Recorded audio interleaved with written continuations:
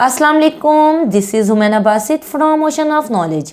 तो आज हम कर रहे हैं मैथ 10 की एक्सरसाइज 6.2 का क्वेश्चन नंबर 8 जो कि है find model number of heads. Heads का हमने मॉडल नंबर को मालूम करना है, यानी कि हमने मॉड को मालूम करना है फॉर द फॉलोइंग डिस्ट्रीब्यूशन। ये फॉलोइंग डिस्ट्रीब्यूशन जो दी हुई है इसमें से हमने हेड्स का मॉड मालूम करना है। Showing the number of heads, जो ये डिस्ट्रीब्यूशन है वो क्या शो कर रही है, वो नंबर ऑफ हेड्स को शो कर रही है। When 5 coins are tossed also determine median. हमने मॉड को निकालना है, मीडियन को निकालना है और ये फ्रीक्वेंसी डिस्ट्रीब्यूशन हमें दी हुई है। वो क्या है कि 5 कॉइन्स हमने टॉस किए हैं, तो नंबर ऑफ हेड्स कितनी दफ़ा पेयर हुए हैं, एक्स जो है वो नंबर ऑफ हेड्स है और फ्रीक्वेंसी जो है वो नंबर ऑफ आइटम है। अब देखें, हमने 5 दफ़ा कॉइन टॉस किया है तो एक दफ़ा हेड अपेयर हुआ है। तो एक हेड कितनी दफ़ा अपेयर हुआ है, वो टोटल 3 मरतबा एक हेड अपेयर हुआ है जब हमने 5 कॉइन को टॉस किया है। इसी तरह 2 हेड अपेयर हुए हैं जब हमने 5 कॉइन को टॉस किया है, तो वो टोटल 8 मरतबा ऐसा हुआ है। 3 हेड अपेयर हुए हैं तो ऐसा टोटल 5 मरतबा हुआ है। 4 हेड अपेयर हुए हैं, ऐसा 3 मरतबा हुआ है। और 5 हेड्स अपेयर हुए हैं, ऐसा सिर्फ 1 मरतबा हुआ है कि जब हमने 5 कॉइन को टॉस किया है तो पांचों कॉइन में हेड आ गई है, ऐसा सिर्फ एक बार हुआ है।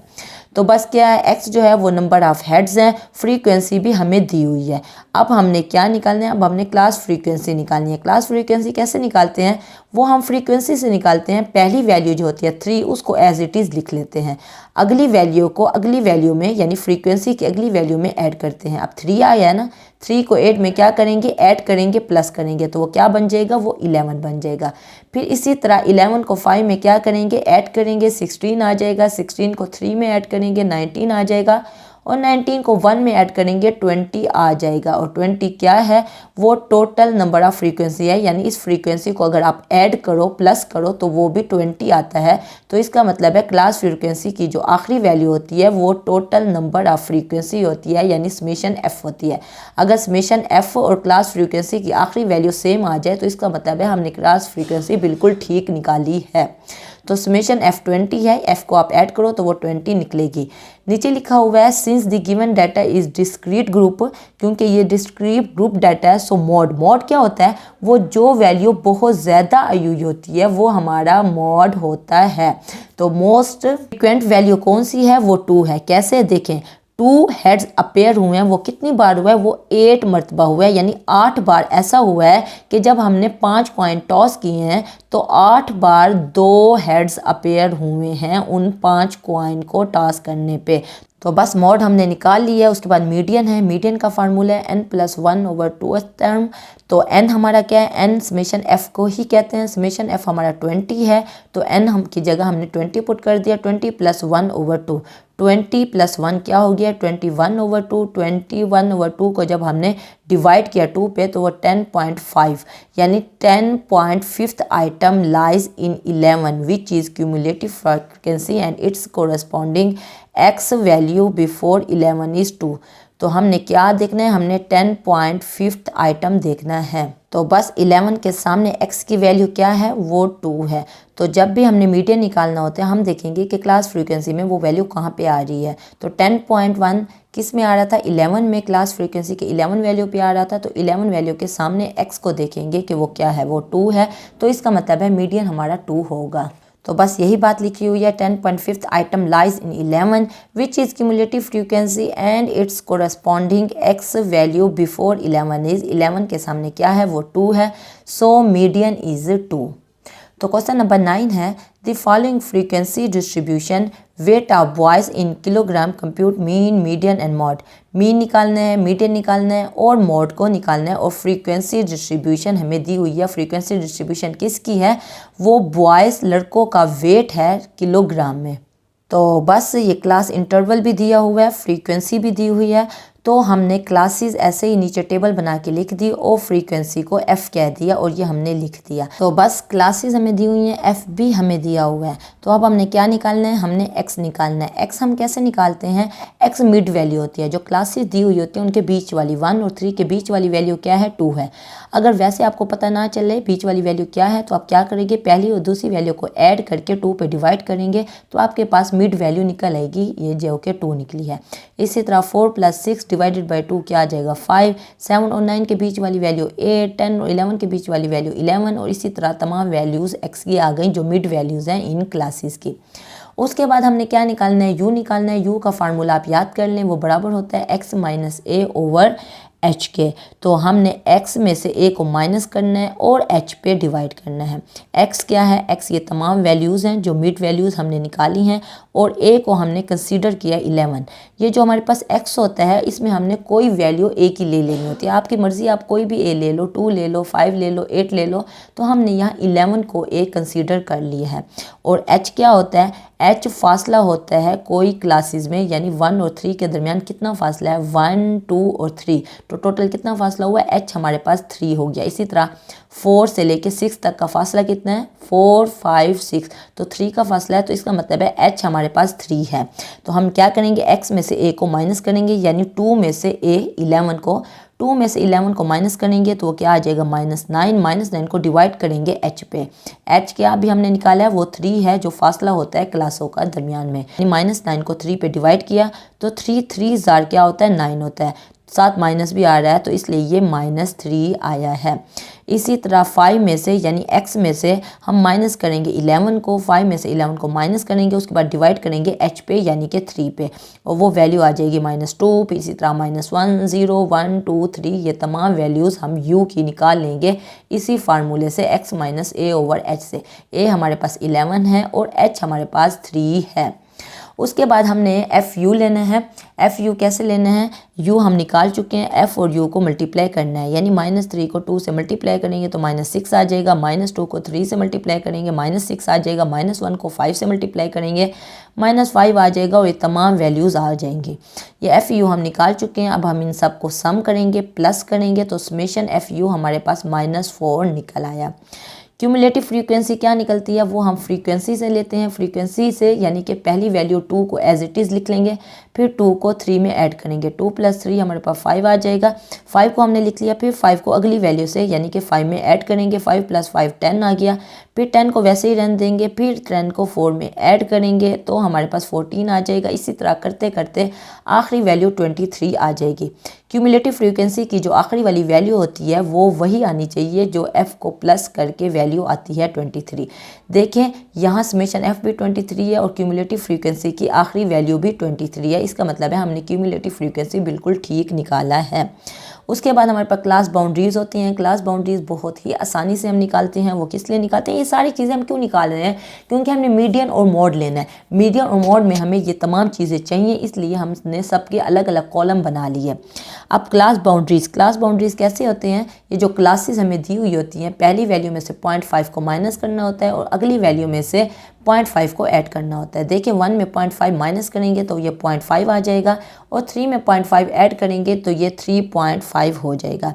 इसी तरह 4 में 0.5 माइनस करेंगे तो ये 3.5 हो जाएगा और 6 में 0.5 ऐड करेंगे तो ये 6.5 हो जाएगा। और इस तरह हम तमाम क्लास बाउंड्रीज़ को निकाल लेंगे। अब हम क्या कर रहे हैं, अब हमने 3 चीज़ें टोटल निकालनी है, मीन, मीडियन और मॉड। सबसे पहले हम मीन को निकालते हैं। मीन का फार्मूला क्या है, a plus summation FU over summation F multiply by H। देखें वैसे तो मीन का सिंपल फार्मूला होता है summation FX over summation F, लेकिन क्योंकि यहाँ इनडायरेक्ट मेथड यूज़ हुआ हुआ है, शॉर्ट मेथड यूज़ हुआ हुआ है। शॉर्ट मेथड क्या है, यानी कि U को और H और A को हमने इन्वॉल्व किया है, तो इसलिए इसका फार्मूला क्या बनता है, देखें X की जगह पे U आ जाता है, बाकी फार्मूला वही है, summation FU over summation F। और क्योंकि A और H को हमने इन्वॉल्व किया है तो A प्लस हो जाता है और H मल्टीप्लाई हो जाता है। ये मीन का फार्मूला है। तो बस A की वैल्यू हमें पता है 11 है, A की जगह पे हमने 11 पुट कर दिया। समेशन FU की हमने वैल्यू अभी निकाली है जो कि -4 है और समेशन F की वैल्यू भी हमें पता है वो 23 है। और H हमें क्या, H हमें पता है फासला होता है 1 और 3 के दरमियान जो फासला है वो 3 का है, तो H की जगह पे हमने 3 पुट कर दिया। -4 को 23 पे डिवाइड किया है तो क्या आ गया 0.1739। 0.1739 को 3 से मल्टीप्लाई किया, आ गया 0.5217। 11 में से 0.5217 को माइनस करेंगे तो 10.48 निकल आया और ये मीन है यानी कि x बार है। तो बस मीडियन का फार्मूला भी आप याद कर लें जो कि है L + H/F n/2 - C। अब हमने n/2 निकालना है। n हमारे पास क्या है, वो समेशन f ही n होता है। तो n हमारे पास 23 है, 23 को 2 पे डिवाइड करेंगे 11.5 आ गया। अब हमने 11.5 को देखना है। The median lies in class 9.5 to 12.5। अब देखिए 11.5 किस क्लास में आ रहा है, वो 9.5 और 12.5 में आ रहा है क्लास में। अब हम इस क्लास बाउंड्रीज को देखेंगे और उसी में हम L, H, F और C को निकालेंगे। तो देखें 11.5 किस में आ रहा था, 9.5 और 12.5 में। हमने क्लास बाउंड्रीज निकाली ही इसलिए थी ताकि हम मीडियन को निकाल सके। तो बस 9.5 और 12.5 में हमारे पास 11.5 आ रहा है।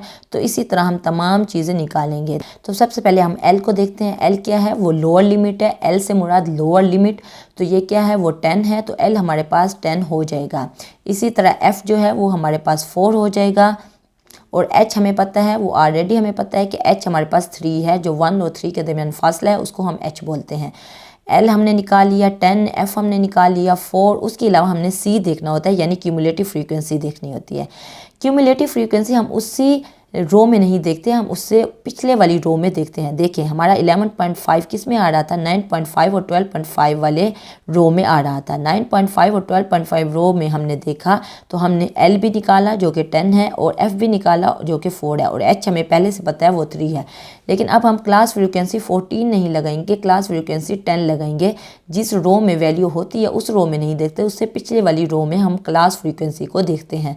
तो C हमारे पास 10 है। तो बस L हमारे पास 9.5 निकल आया लोअर लिमिट। H हमारे पास पता था वो 3 है, F हमारे पास 4 है और C हमारे पास 10 है।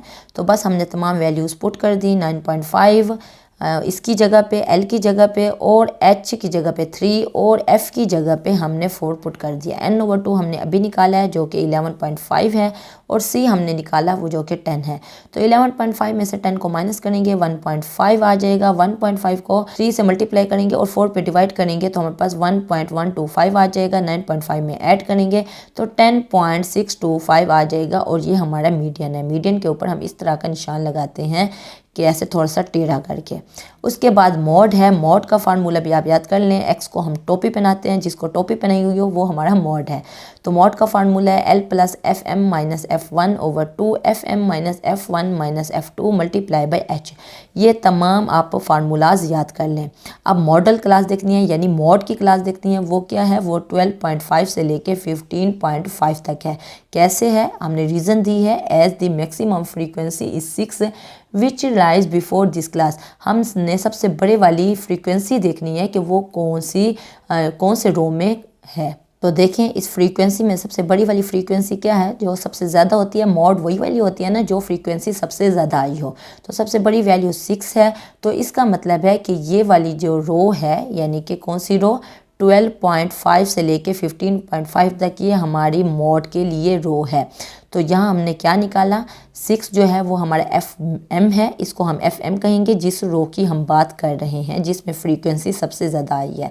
अब FM हमारा 6 है और ऊपर वाली वैल्यू F1 होती है जो कि हमारे पास 4 है और नीचे वाली वैल्यू F2 होती है जो हमारे पास 2 है। और उसके अलावा हम 12.5 जो है वो हमारा L होगा। तो देखें L हमारे पास 12.5 है, H हमें पहले से ही पता है वो 3 है, FM 6 है, F1 ऊपर वाली वैल्यू यानी कि 4, F2 नीचे वाली वैल्यू यानी कि 2।